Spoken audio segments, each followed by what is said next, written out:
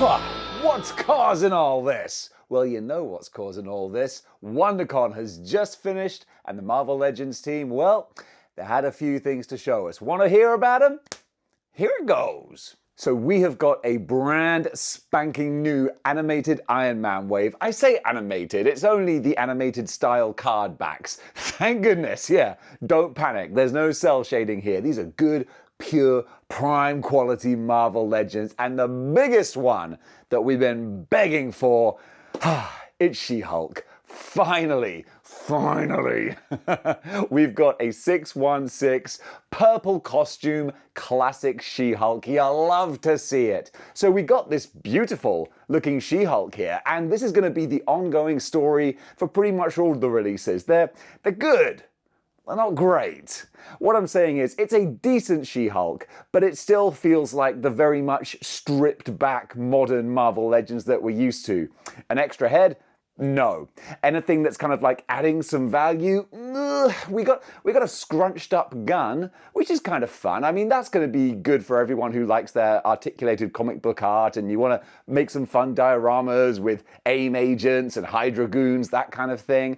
That'll work, but it still feels like it's a pretty bare package. Because of course with these retro card backs, yes, they're beautiful. I mean, don't get me wrong, they're, Bayek, just look at them, they're gorgeous, but there's no Build-A-Figure piece, so it would feel like an extra head wouldn't go amiss, especially a character like She-Hulk who has so many different hairstyles and just expressions. I mean, if you're doing a Hulk-type character, then surely you want a relaxed face and a roar face, especially She-Hulk, who does go from 0 to 60 real quick. That's kind of her gimmick. She's this glamorous, smiling, happy lawyer, and then she can go a little Hulk. And that's really fun, but you've only got the one look with this. So, you know, it's good what we've got, but we'd just like some more.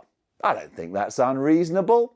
Nonetheless though, what is here, it looks nice. We got the pinless body, decent, hulky proportions. I'm guessing this is based on the Princess Power figure, but I don't know that for sure. That's just me spitballing off the top of my head there. Nonetheless though, it's lovely to see. I just wish she'd maybe come with like a dumbbell. Would have been great fun. If she'd come with like one of those huge comedy circular ball old-fashioned weightlifting things, that would have been cool. Little things you could have thrown in there would have been fun. Nonetheless though, I'm just pleased we finally got her. Then we got a big Iron Man villain who we've been asking for again for the longest time. Whiplash. Classic, old school, I was going to say matador looking Whiplash. I don't think he necessarily looks like a matador. That's just the first word that came to mind. But the mask and the kind of campy costume, which is really fun to get in action figure form. Nowadays, Whiplash is normally very armored. He looks like another Iron Man type person. This is way more unique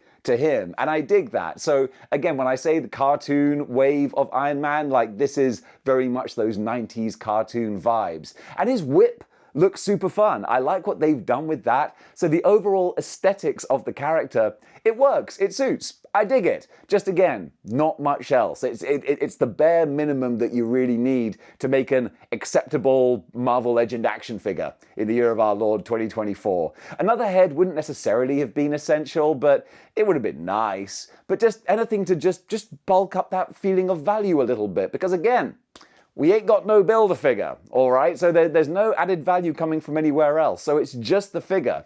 What they've done looks nice, but again, that's all it is. I'm saying but again a lot. I'm going to try and curtail that. We still got 4 more figures to go through, but I would have liked a more aggressive, mean, going into battle kind of face. This is again, I just did it.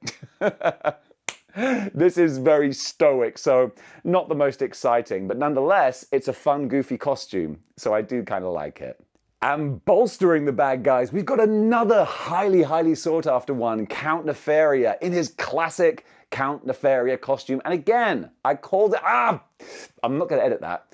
I call this a win, okay? It looks exactly like Count Nefaria should do. Marvel Legends have never had a problem with recreating the classic comic looks, but Count Nefaria is such a classic old school Marvel villain that kind of warms the cockles of my heart to see him. But still, only one extra pair of hands, and that's all we're getting. At least this head sculpt, I think, has a bit more character going on. There's a bit more style, a bit more fun. It's not just a plain Jane. So I'll give a little bit more credit for that. Then he's just got the normal plastic cape that we've come to expect, and it's exactly what you would think a Marvel Legends Count Nefaria would look like. That's the only thing that kind of sticks in my craw a little bit, is that it would be lovely if Marvel Legends would surprise us sometimes a bit more, where we'd get something and go, oh, I didn't think you were going to go the extra mile in this regard, but you did, and now this is particularly good. Whereas it's very much a case of, this is an adequate version, exactly what we would expect.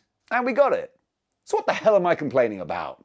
And then we got our 3 Iron Men for our Hall of Iron Manness, I guess, if you're building a Hall of Armor. That's what I was trying to say. Sorry, words are hard. This is the end of a very long week. It's the gold Mark I Iron Man armor. I think this is a guarantee that we all knew we were going to get eventually. Once we had the silver OG Iron Man armor, it was only a matter of time before they did the golden repaint, and here he is. And it's not a special deluxe or anything, so that's appreciated. And I do like the fact they've thrown on the skirt as well. The silver one didn't have the skirt, did it? I'm trying to picture it in my mind's eye, but my mind's eye is pretty cloudy right now. But I think the skirt is new. And then he's got the swirly-whirly, smoky effects and the blasts. Again, it's fine, but at least we get a little extra here, don't we? We get the Charles Bronson Tony Stark head. And yeah, this head's kind of fun. This is the one that came out with the 20th anniversary of Marvel Legends Iron Man. And even though I'm not a big fan of this particular style of face for Tony Stark, I give all the credit in the world that it is a really good head sculpt. It's fun, it's got character. So because of that, I like it. I prefer more of a suave Timothy Dalton kind of looking Tony Stark. But this bangs straight out of the 70s, so very era appropriate for this armor. I know this armor's more 60s, but you know what I'm saying. What I'm saying is, I like this as a package. I don't need it, I just want one essential Iron Man for my display, but if you're getting a full Tony Stark timeline, then this is absolutely essential, and it's a perfectly good version of it. So yeah, I'll call this a win. And now we've got Iron Man Mark 20, and I've changed my backdrop because the file got corrupted, so I'm filming this again. But what I was saying was actually a lot of nice things. I love this armor. Oh, just the design. So cool. This is the post-Heroes Reborn armor. I think it might actually be more modern than that. It might not be. It might be more sort of mid-2000s, I think. Maybe just before Extremis. My Iron Man ignorance is showing. But the bottom line is, it's a wicked design. I really love it. It's a bare bones Marvel Legend though, because it is just the basic figure with some fists and some repulsor hands, and you got the blasts. And I know you're thinking, well, Dave, that's a few extra things. Yeah, but we kind of expect a few extra things now. So I would have loved some more with this, but still, it's adequate. And sometimes adequate is, well, geez, I guess adequate. The paint at least has a really nice metallic kind of sheen to it, so I kind of like that. That's good, but it is only 2 colors. So I think it's going to feel like a lot of Iron Man figures do, that it's just going to be a little bit flat, I feel. But just the angular nature of the design with the cool hinged jaw as well, that's enough to make him a little bit tempting for me, because I do love a badass Iron Man armor, and this one does particularly look quite badass. And then we got Chunky Boots Iron Man, or Iron Man Mark 9, I think it is.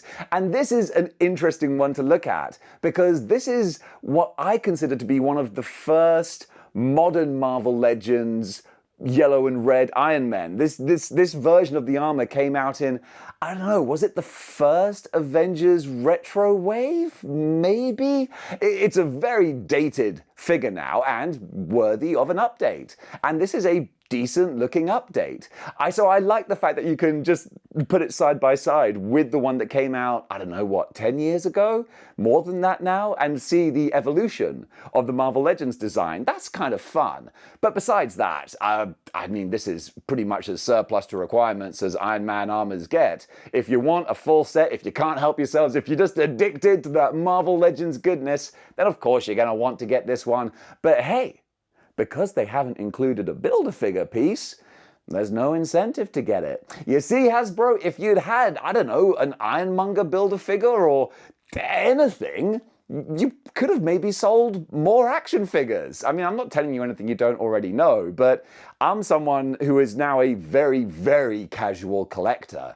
So for me, I'd say the villains and She-Hulk. I'd go for those. If you chucked in a sexy Build-A-Figure to this wave, then maybe you could have encouraged Dave to part with his money. Then again, maybe that's not what we want. So I don't know. You can't please all the people all the time. But what does please us is just seeing new Marvel Legends, because it's always exciting. Even if we critique and bash them half the time, it's still my favorite action figure line to cover, so, go figure that one out. I guess I'm just a big Marvel fanboy, and hey, this is the channel that Marvel Legends built. So I'm always going to have a lot of love for them, even if I do have a few gripes as well. And that does it for the Iron Man Wave reveals. Guys, what do you think about these ones? Comment below, let me know. And until next time, keep displaying model behavior.